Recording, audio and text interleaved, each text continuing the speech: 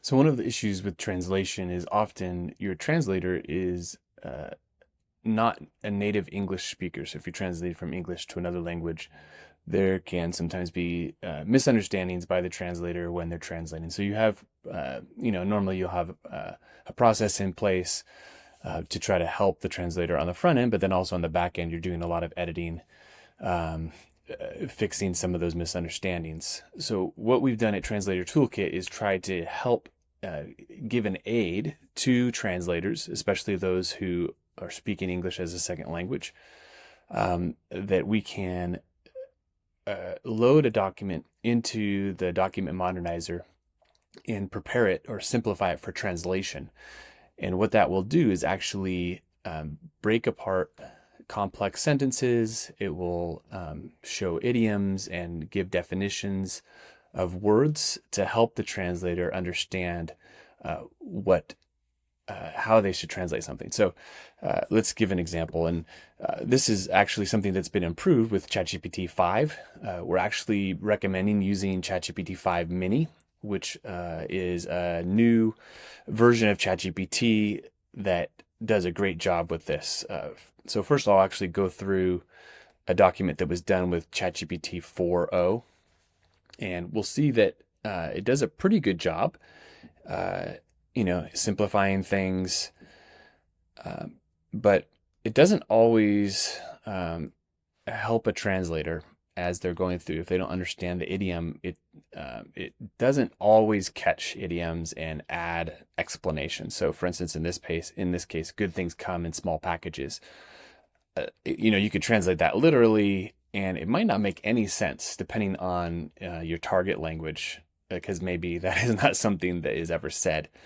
But generally, this was a good first step in translation. But let's go ahead and load up the Document Modernizer. From the Translator Toolkit dashboard, we open the Document Modernizer. We're going to simplify text for translation. We also have modernize old English text, and then you can also do a custom prompt if you like.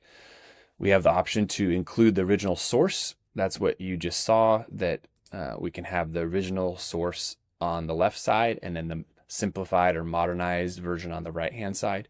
This is what we recommend, so that your translator is still translating the original source material, but then has a help. If they get stuck, they can check. And we recommend the translator read both before they translate, so that there can be an understanding. So let's upload. In the settings here, we are going to use GPT-5 Mini. It's a little bit slower than 4.0, but in my experience, works a lot better. So we start the document modernization, and it will process, and then you can download. And if we open up one that's been modernized, we'll see here that it's inserting definitions of words that maybe would be difficult to understand. In this case, it's a Bible verse, so the translator would be taking it directly from a version of the Bible in their target language. But other times here, like here, the small packages idiom, small things can be valuable, is what that idiom means. And if we go through the word sound in English, the first definition that would often come to a translator's mind is like hearing something, right? But in this case, it's the sound steady means well-made or reliable, right? Reliable study. And the same intellectual, thinking only activity. Commune is kind of an older word. It may be, they might not be familiar with, so it does the definition, have a close spiritual fellowship.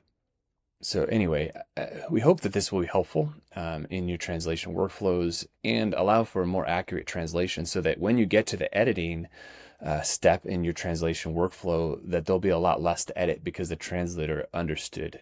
Before, our team would do this manually. We'd do what we call a front translation.